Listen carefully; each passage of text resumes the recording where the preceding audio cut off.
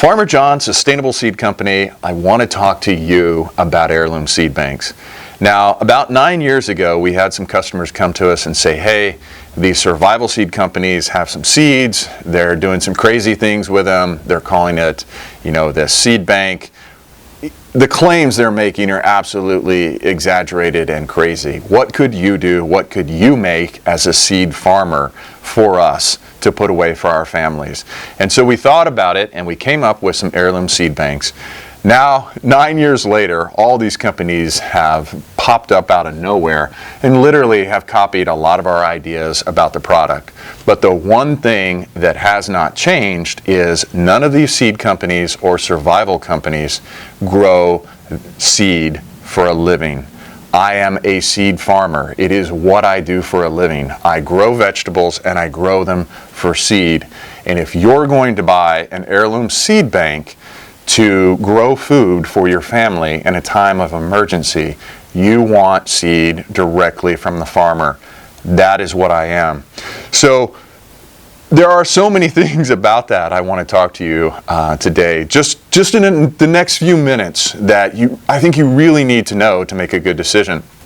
Number one, everybody talks about the idea that it's an heirloom seed. Well, what does that mean? Well, heirloom is loosely defined in the sense that it's 50 years of age or older. But the whole idea really is that it's an open pollinated seed. What does that mean? Well, those plants will produce true. So in other words, if you're doing everything correctly, you will get the same vegetable next year that you grew that year. Now, therein lies part of the snafu. If it were so easy to grow seeds, everyone would be doing it, right? There's not a lot of us farmers who grow seed because crops can get cross-pollinated. People do this all the time with squash.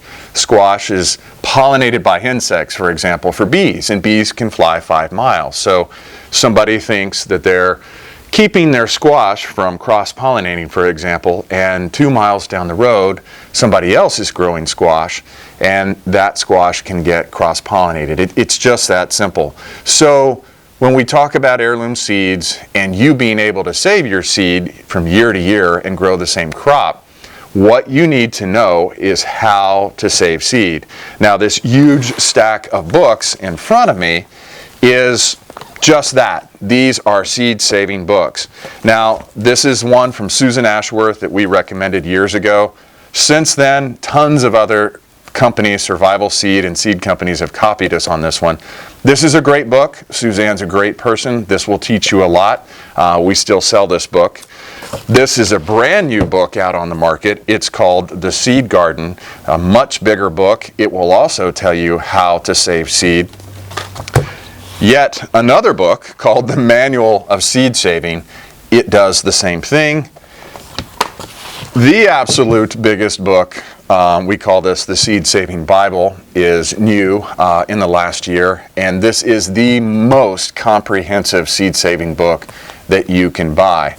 Now, none of these fit in a heirloom seed bank very well. They're very big books. So we have moved to this new book. This is hot off the press. It's called Saving Vegetable Seeds, and this is a nice beginner book that fits easily into seed banks. No one carries this yet, but give them a few months after they watch this video and I guarantee you all the other seed companies and survival seed companies will start carrying it. But it's a great little book on how to save seed. Now, this kind of goes in the same light as growing vegetables in general. If you think you're going to take, a can of seed and you're going to pop it open and magically grow all this food for your family, if you're not a gardener, that's not going to happen. You put this seed away just like you would water or food for an emergency, and that makes absolute sense. But with food, you simply consume it, right? With seed, it takes a little bit of skill to grow spinach, right? Or radishes. It's not difficult. So many people do it around the world. For hundreds of years, humans have done it, right? So it's not that big of a deal. But you need to learn how to grow vegetables. We carry tons of books on this. I suggest joining your local garden club. There's lots of ways to figure that out on how to grow food. Just be aware of that makes a big deal. Yes, get a seed bank, but start playing around and buy some other seed and start planting a little vegetable garden. You can do it on your patio at home if you don't have a big space. If you got a little space in your backyard, then I recommend doing that right now. The other big thing I would tell you about some of these seed banks that are for sale out there, it's what I have in front of me, is they're literally sitting in their garage or their kitchen table packaging seeds like this in these little clear plastic packages. They may or may not put a little mailing envelope, or mailing label I should say, on this that tells what the variety is. And you literally get, anywhere from 25 to 100 and something in some of these seed packs.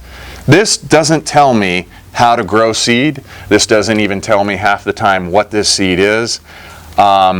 This is really a poor demonstration of seed in my experience. This means you're not buying from a seed company. If you're seeing these little clear packages with somebody's little mailing labels on them, you're not seeing a seed company. A seed company, like us, we produce actual seed packages. On this package you'll see the name of the seed, you'll see how deep to plant the seed, what the soil temperature should be when you plant the seed, what the variety is, how many days it takes before this particular seed will produce food.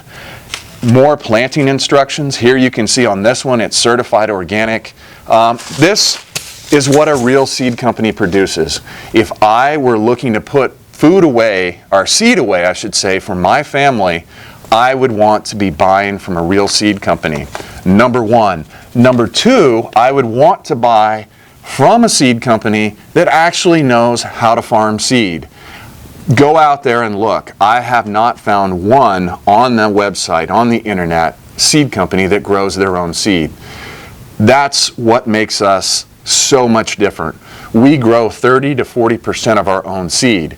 I know what squash does, for example. I know how to save seed from it. I know the problems we run into. I know how to fix them. I know how to produce healthy seed that is going to produce for your family in times of an emergency when you really need this seed. So anyway, just wanted to take some time and kind of really talk to you in these brief few moments on what you really need to look for in an heirloom seed bank. So go out there, have fun, buy some seed, right, and just throw it in your in your flower bed, in your beds, and start growing. Start learning how to grow vegetables.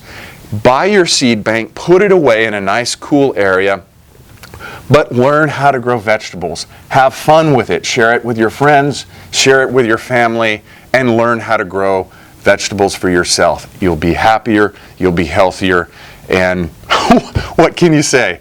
Anyway, Farmer John again, Sustainable Seed Company. Go on out to our website, sustainableseed.com, and take a look at what we have to offer.